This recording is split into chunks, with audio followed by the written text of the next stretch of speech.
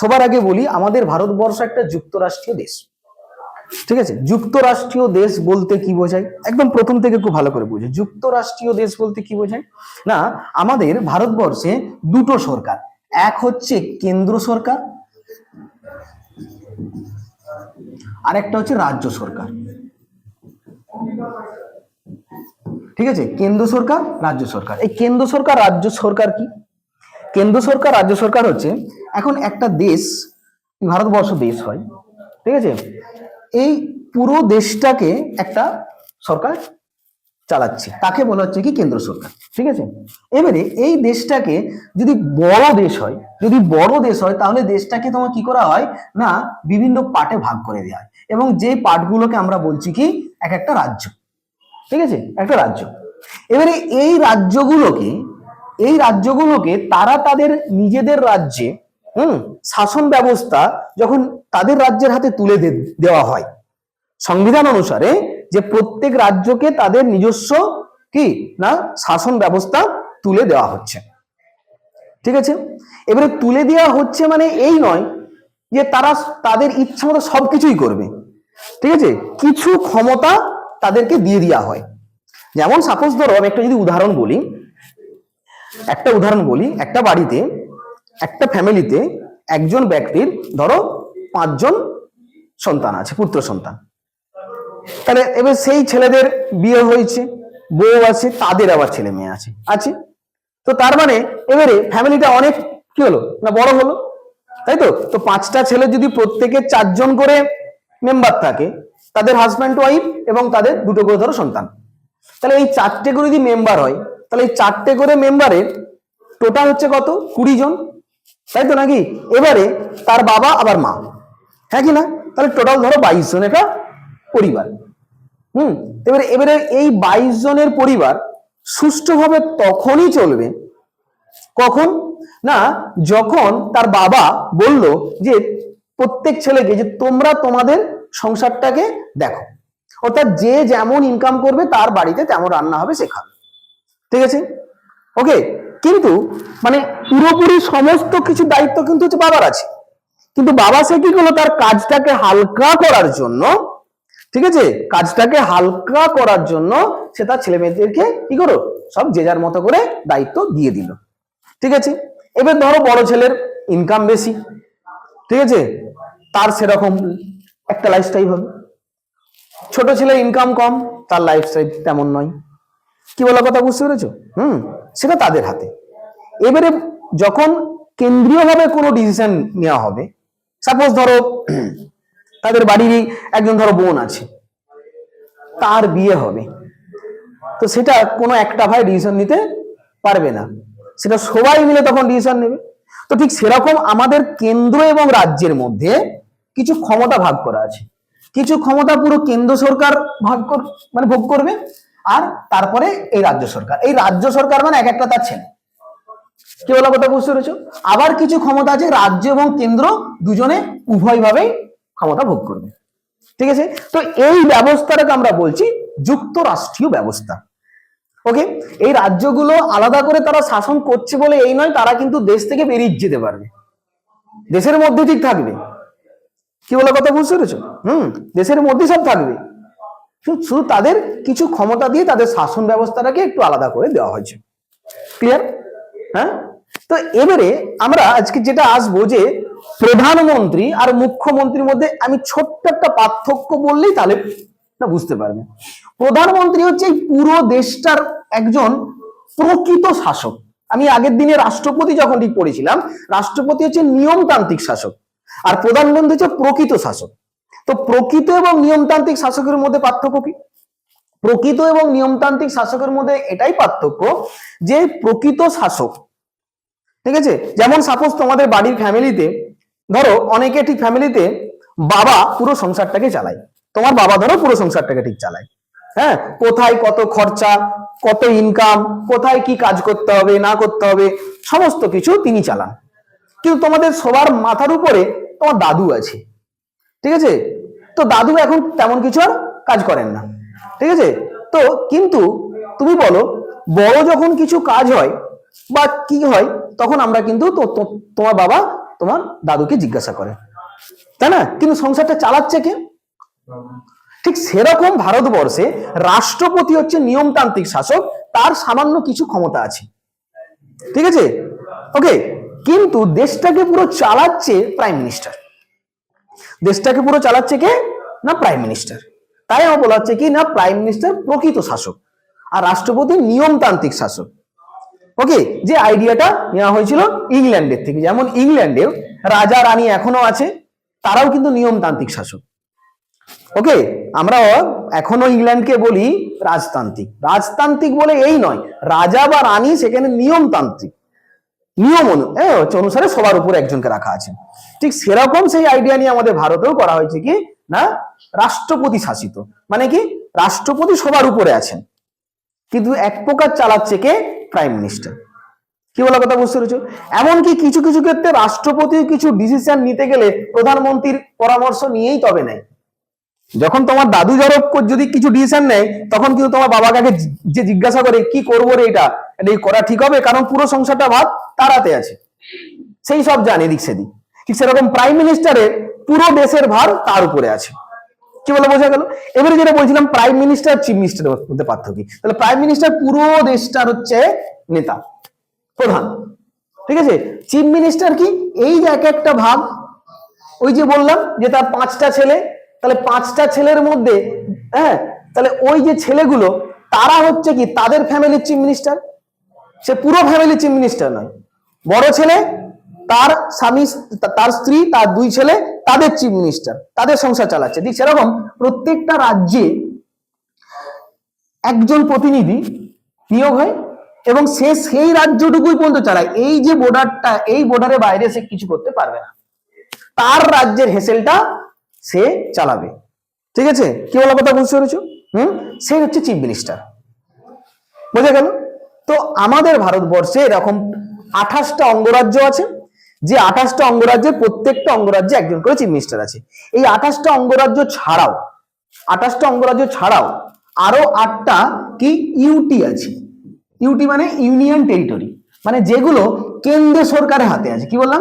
যেগুলো কেন্দ্র সরকারের হাতে আছে। ওকে, যেমন ধরো জম্মু কাশ্মীর, লাদাখ, ঠিক আছে, পন্ডিচেরি, বোঝা গেল, আন্দামান, এইগুলোতে কোনো চিফ মিনিস্টার নেই। ওকে, বোঝা গেল? তো সেই জায়গায় আজকে আমরা দেখব যে প্রাইম মিনিস্টার সবার প্রথমে তার পরিচয়টা, মানে প্রাইম মিনিস্টার হতে গেলে তার কি কি কোয়ালিফিকেশন লাগবে। যেমন রাষ্ট্রপতি মানে যেমন রাষ্ট্রপতি উপরাষ্ট্রপতি যেটা বলেছি, একইভাবে একজন প্রাইম মিনিস্টার হতে গেলে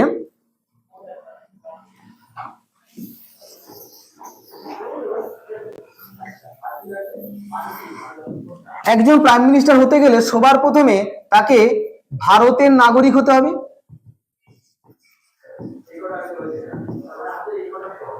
ভারতের নাগরিক, বাইরের কোনো নাগরিক হলে হবে না, ঠিক আছে, ভারতের নাগরিক হতে হবে, ঠিক আছে। 2 নম্বর, কোন লাভজনক পদে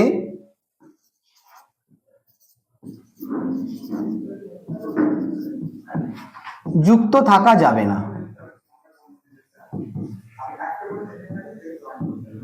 কোন লাভজনক পদে যুক্ত থাকা যাবে না মানে কি, তার নিজস্ব কোনো বিজনেস থাকবে না, সে অন্য কোনো চাকরি করতে পারবে না, ঠিক আছে। যদি এরকম থাকে তাহলে সে ওটা দেখবে না দেশটাকে তোমার দেখবে, সম্ভব নয়, বোঝা গেল?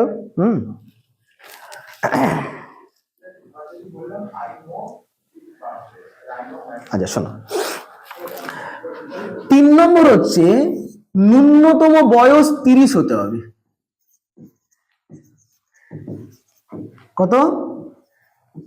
30 বছর, ন্যূনতম বয়স তাকে 30 বছর হতে হবে, ঠিক আছে। 4 নম্বর হচ্ছে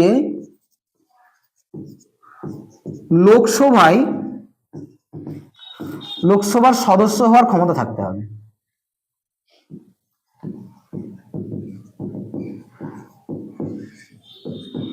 লোকসভার সদস্য হওয়ার ক্ষমতা থাকতে হবে। 5 নম্বর হচ্ছে দেউলিয়া বা পাগল হলে হবে না, ঠিক আছে। আগের দিনে বলেছি দেউলিয়া বা পাগল কি।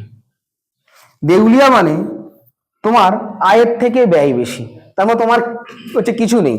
তাহলে তুমি কি করবে? তুমি যখনই ক্ষমতায় আসবে তখনই আগে তুমি তোমার প্রফিটটাকে দেখবে, ঠিক আছে? আর পাগল তো সে সম্ভবই নয়। ওকে, আর কোনো অপরাধী হওয়া যাবে না, মানে তার নামে কোনো পুলিশ কেস চলছে বা চলছে, এসব হবে না, ঠিক আছে? এটা হলো কি না প্রাইম মিনিস্টার তার যোগ্যতা। এবারে প্রাইম মিনিস্টার নিয়োগ হয় কিভাবে? প্রাইম মিনিস্টার নিয়োগ হতে গেলে এটা আগে ভালো করে বুঝতে হবে। আমি আগের দিনে যেমন বলেছিলাম রাষ্ট্রপতি নিয়োগ হয় পরোক্ষ ভোটে, পড়েছো সবাই? নিশ্চয় পড়েছো। কিন্তু প্রধানমন্ত্রী নিয়োগ হয় প্রত্যক্ষ ভোটে, মানে জনগণের প্রত্যক্ষ ভোটে। কি বলা কথা বুঝতে পেরেছো? এই যে যখন বলছিলাম চিফ মিনিস্টার এবং প্রাইম মিনিস্টারের পার্থক্য, প্রাইম মিনিস্টার নিয়োগ হয় তখন আমরা বলি লোকসভার ভোট হচ্ছে, আর চিফ মিনিস্টার যখন নিয়োগ হয় সেটা বলি বিধানসভার ভোট হচ্ছে। ভালো করে বুঝবে, বিধানসভা হচ্ছে প্রত্যেক রাজ্যের একটা করে পার্লামেন্ট, আর লোকসভা হচ্ছে গোটা দেশের পার্লামেন্ট, ঠিক আছে? খুব ভালো করে বুঝবে, লোকসভা হচ্ছে গোটা দেশের পার্লামেন্ট। এবারে লোকসভা কি, প্রশ্নটা আসতেই পারে। লোকসভা হচ্ছে পার্লামেন্ট, আমাদের যে সংসদ, যদি বাংলাতে বলি সংসদকে দুটো কক্ষে ভাগ করা আছে। কি কি? একটা হচ্ছে নিম্ন কক্ষ আর আরেকটা হচ্ছে উচ্চ কক্ষ, ঠিক আছে? নিম্ন কক্ষের নাম হচ্ছে লোকসভা আর উচ্চ কক্ষের নাম হচ্ছে রাজ্যসভা। ক্লিয়ার? লোকসভা তো রাজ্যসভা, এই এই জায়গাটা থেকেই প্রধান ভাবে শাসিত হয়, ঠিক আছে? কি বলা কথা বোঝা গেল? তো এই যে লোকসভা, খুব ভালো করে বুঝবে, এই যে লোকসভা, এই লোকসভা যতজন সদস্য, মানে প্রাইম মিনিস্টার যে নিয়োগ হতে গেলে লোকসভা, ধরো সাপোজ বলছি 545 জন সদস্য, ঠিক আছে? তো এই 545 জন সদস্যের মধ্যে 545 জন সদস্যের মধ্যে যে দল বেশি, মানে অর্ধেকের বেশি, যে দল, অনেক তো আছে দল, আছে তো ভারতে অনেক দল আছে, তাদের মধ্য থেকে যে দল সব থেকে বেশি আসন পাবে সেই দলের যে নেতা বা নেত্রী তাকে প্রাইম মিনিস্টার হিসাবে নিয়োগ করা হয়। কি বলে কথা বোঝা গেল? অর্থাৎ লোকসভায় সংখ্যাগরিষ্ঠ দলের নেতা বা নেত্রী তাকে প্রাইম মিনিস্টার হিসাবে নিয়োগ করা হয়। ধরো সাপোজ বলছি এই যে 545 এর অর্ধেক করলে কি হয়? অর্ধেক করলে ধরো 273 সামথিং হচ্ছে, অর্ধেকের প্লাস বেশি হলো 273। তার মানে একটি দল যদি 273 বেশি আসন পায় তাহলে সেই দল কি হলো? সরকারটা চালাবে। ক্লিয়ার? এবারে সরকারটা যে চালাবে, কে চালাবে? ওই দলের যে নেতা, ঠিক আছে? ওই দলের যে প্রধান নেতা, সেই সরকারটাকে, মানে তাকে কি করা হবে? প্রাইম মিনিস্টার করা হবে। কি বলা কথা বোঝা গেল? ক্লিয়ার হয়েছে? হ্যাঁ, অর্থাৎ তাহলে লোকসভায় সংখ্যাগরিষ্ঠ দলের নেতাকে কি করা হয় না প্রাইম মিনিস্টার করা হয়। এবারে সংক্ষেপে বলবো যে আমাদের প্রধানমন্ত্রীর আসলে কাজ কি, ঠিক আছে? প্রধানমন্ত্রী আসলে কাজ কি? প্রধানমন্ত্রী হচ্ছে, কি বললাম আগেই বললাম, সে হচ্ছে লোকসভার নেতা, মানে লোকসভায় যে অধিবেশন বসে সেই অধিবেশনে নেতৃত্ব দান করে সেই। কি বলা কথা বুঝতে পেরেছো? লোকসভায় যে অধিবেশন বসে, এবারে তোমাদের প্রশ্ন আছে লোকসভা অধিবেশন কি? অধিবেশন হচ্ছে এই যে 545 জন, এদেরকে আমরা প্রত্যেককে বলি এমপি। কি বললাম? এমপি, অর্থাৎ মেম্বার অফ পার্লামেন্ট। ওকে, এখানেও যারা থাকে তাদেরকেও আমরা এমপি বলি। ওকে, তো এই যে মেম্বার অফ পার্লামেন্ট, এই এমপিদের প্রতি বছর 3বার করে আলোচনা সভা বসে, ঠিক আছে? হ্যাঁ, ওকে, একটা সামার সেশন, একটা রেনি সিজন, একটা উইন্টার সেশন, ঠিক আছে?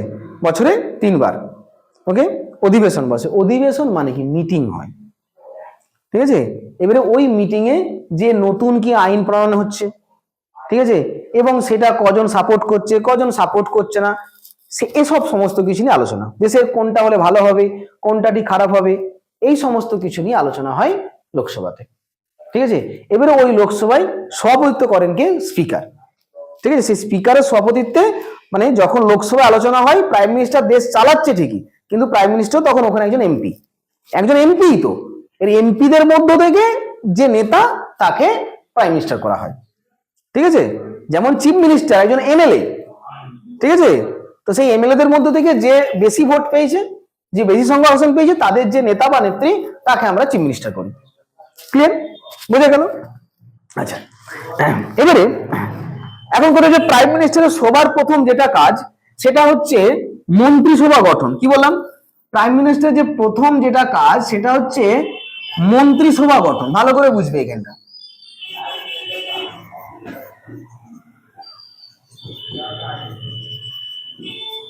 মন্ত্রিসভা গঠন, মন্ত্রিসভা গঠন মানে কি?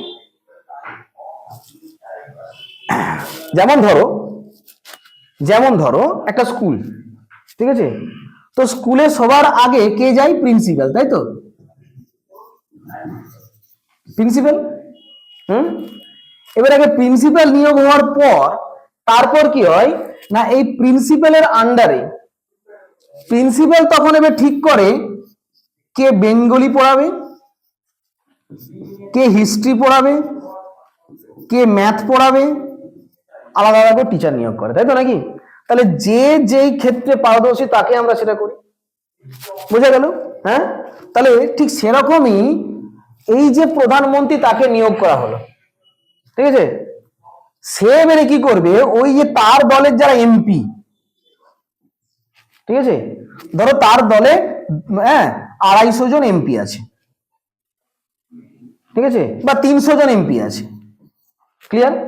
তো এই 300 জনের এমপি থেকে গোটা দেশের ডিপার্টমেন্ট যদি 30টা থাকে, গোটা দেশের ডিপার্টমেন্ট তোমার 30টা, ডিপার্টমেন্ট গুলো কি? যেমন ধরো এডুকেশন ডিপার্টমেন্ট, তো শিক্ষামন্ত্রী, কি বললাম, বুঝে গেল?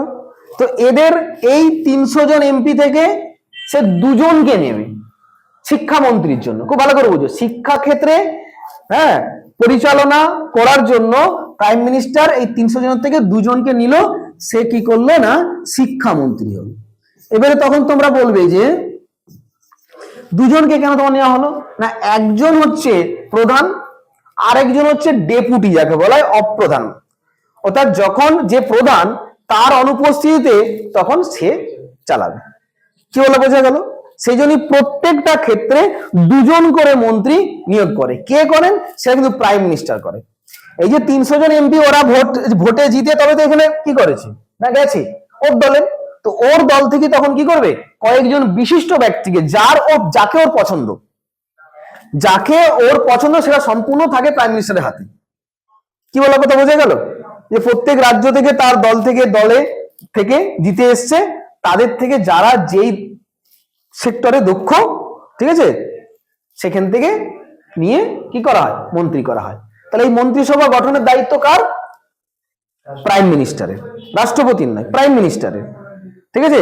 কারণ সে দেশটাকে চালাবে, তার ফ্যামিলিতে কে কে মেম্বার হবে, ঠিক আছে, সেই ঠিক করবে না। তো হয়ে গেল শিক্ষামন্ত্রী, ক্রীড়া মন্ত্রী, বুঝে গেল? তারপর হচ্ছে পরিবহন মন্ত্রী, বিদেশ মন্ত্রী, বুঝে গেল?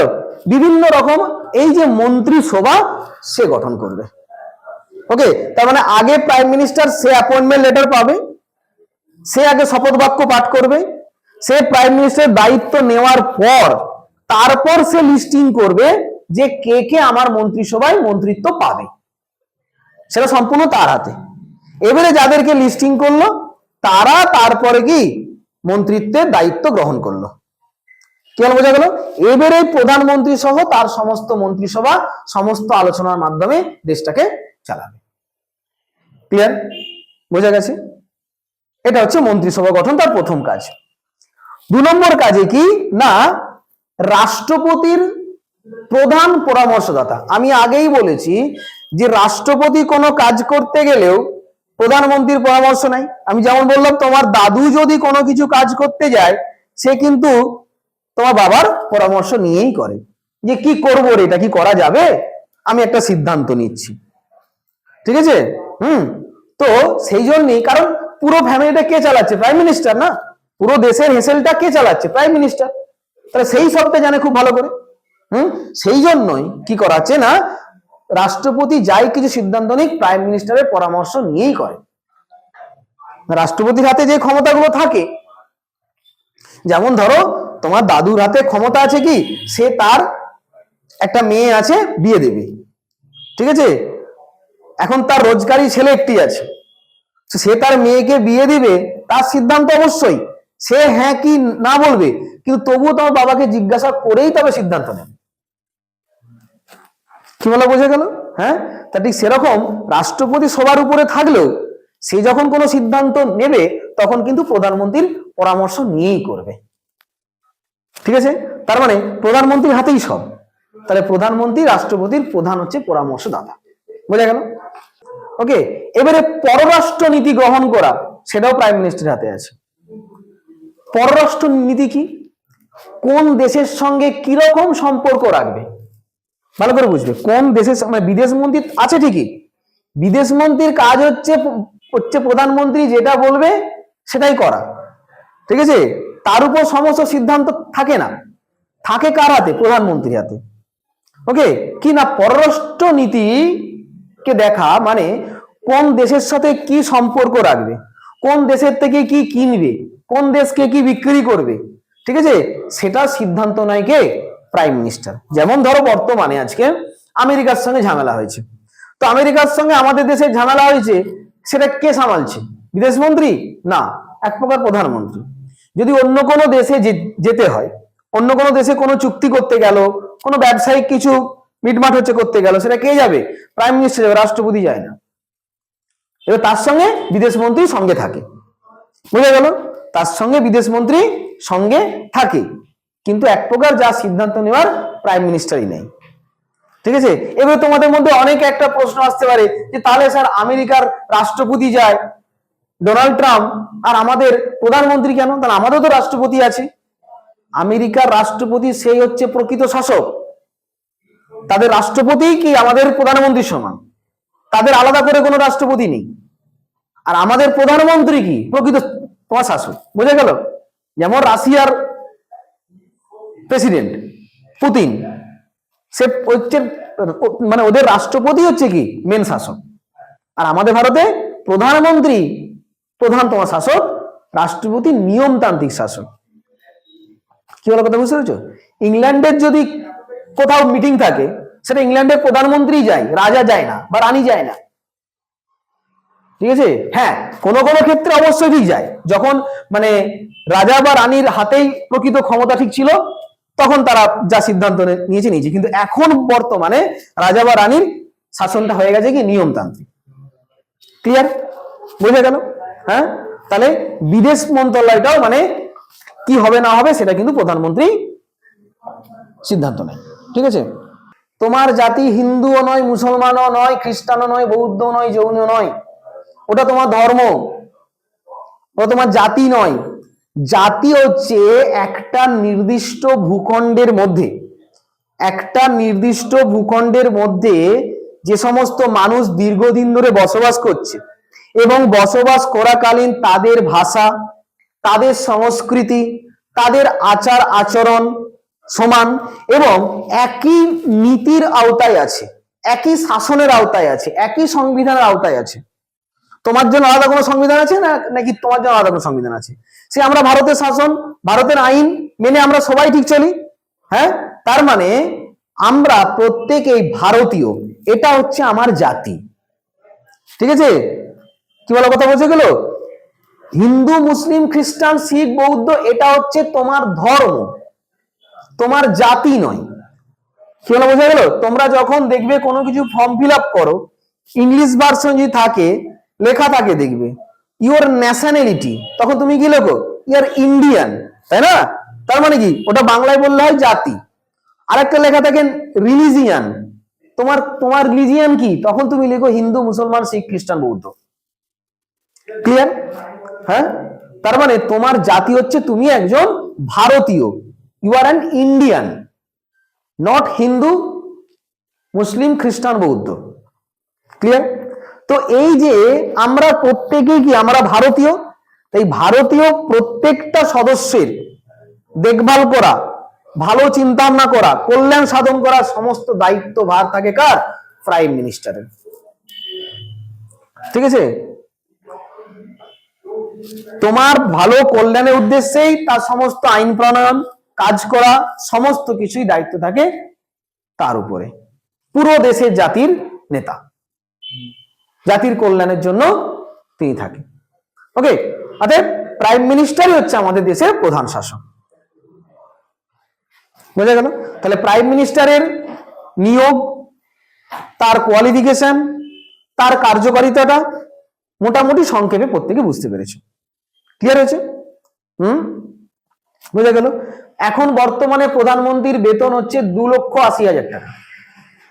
ঠিক আছে, বর্তমানে প্রধানমন্ত্রীর বেতন 2,80,000 টাকা, এবং তার সাথে প্রাইম মিনিস্টার হাউস মানে বাড়ি, তারপরে কোথাও যাওয়ার জন্য গাড়ি, অন্য কোনো দেশে যাওয়ার জন্য আলাদা করে প্লেন। ঠিক আছে, হ্যাঁ, এই সমস্ত সুযোগ সুবিধা তিনি পায়। ঠিক আছে, এই সমস্ত সুযোগ সুবিধা সবই কি সরকার থেকে দেওয়া হয়। এবার বলে সরকার থেকে দেওয়া হয়, সেই তো সরকারের ঠিক প্রধান। আরে সরকারের প্রধান হলেও সরকারের একটা নিয়ম আছে, একটা ফান্ড আছে। ঠিক আছে, যেই ফান্ড থেকে সরকার তোমার চলছে, সেই ফান্ড থেকেই একজন সরকারি কর্মীরও যেমন বেতন হয়, ঠিক আছে, সরকারি কর্মীও যেমন যে সুযোগ সুবিধা পায়, ঠিক একজন সরকারি কর্মী হিসাবেই তিনি নিয়োগ হন। কি বলা কথা বুঝতে পেরেছ? হ্যাঁ, একজন সরকারি কর্মী সে অরাজনৈতিক ভাবে নিয়োগ হয়, আর হচ্ছে প্রাইম মিনিস্টার রাজনৈতিক ভাবে। মানে সরকারি হচ্ছে একজন হচ্ছে যে কর্মী, সে পড়াশোনা করে পড়ে পরীক্ষা দিয়ে হয়, আর রাজনৈতিক যে কর্মী অর্থাৎ প্রাইম মিনিস্টার, সে জনগণের প্রত্যক্ষ ভোটে জয়লাভ করে নির্বাচিত হন। কি বললাম কথা বুঝতে গেল? হ্যাঁ, তো ঠিক সেরকমই সেই ফান্ড থেকেই তারও বেতন হয়, তারও সুযোগ সুবিধা যা কিছু সেটা সেই ফান্ড থেকে হয়, এবং তার জনগণের ট্যাক্সের টাকা যায়। পরিষ্কার কথা, ইনকামটা যেটা সোর্স অফ ইনকাম, সেটা কি সবার প্রথমে জনগণের ট্যাক্স। ঠিক আছে, তারপর বিভিন্ন ব্যবসা বাণিজ্য যা কিছু, সেই ইনকাম থেকেই কি করা হয়, মানে মানে সরকারি কর্মীদের যেমন স্যালারি হয়, প্রাইম মিনিস্টারও একটা তোমার স্যালারি হয়। ঠিক একই নিয়ম অনুসারে প্রত্যেকটা রাজ্যের চিফ মিনিস্টারদেরও সেম কিছু হয়। সে ক্যাবিনেট মন্ত্রণালয়ের, সে ক্যাবিনেটের সব থেকে সর্বোচ্চ পদদার। ক্যাবিনেট কি ভালো করে বুঝো। আমাকে আগে এইটা বলো যে প্রধানমন্ত্রী বা তার মন্ত্রী পরিষদকে কে নিয়োগ করেন? অফিসিয়ালি কে নিয়োগ করে? রাষ্ট্রপতি। ঠিক আছে, অফিসিয়ালি পদচ্যুত কে করবে? যে নিয়োগ করেছে সেই করবে, তাই না? হ্যাঁ, তো এখন কথা হচ্ছে, যখন প্রধানমন্ত্রী তার মন্ত্রিসভার মধ্য থেকে যদি কাউকে অ্যাপয়েন্ট করে, সেটা রাষ্ট্রপতির হাত দিয়ে হচ্ছে করাবে, কিন্তু প্রধানমন্ত্রীর পরামর্শ অনুসারে। আবার কাউকে যদি বাতিল করে, সেটা রাষ্ট্রপতির হাত দিয়ে হবে, কিন্তু প্রধানমন্ত্রীর পরামর্শ অনুসারে। কি বলা কথা বোঝা গেল? তা ক্যাবিনেট কি? ক্যাবিনেট হচ্ছে যে এই যে মন্ত্রিসভা আছে, খুব ভালো করে বুঝো, এই যে মন্ত্রিসভা আছে, এই মন্ত্রিসভাতে থেকে কয়েকজন বিশিষ্ট ব্যক্তিকে, মানে যারা একদম মানে হাই ভোল্টেজ পার্সন, তাদেরকে নিয়ে আলাদা একটা কমিটি গঠন করা হয়, যে বড় বড় সিদ্ধান্ত নেওয়ার জন্য, কোনো গোপন সিদ্ধান্ত নেওয়ার জন্য সবাইকে জানানো তোমার যাবে না। কি বলা কথা বুঝতে পেরেছো? সেটা একমাত্র ক্যাবিনেটের সদস্য যারা হাই প্রোফাইলের যারা মন্ত্রী, তাদেরকে নিয়ে করা হয়। কি বলা কথা বুঝতে পেরেছো না বুঝতে পারছো না?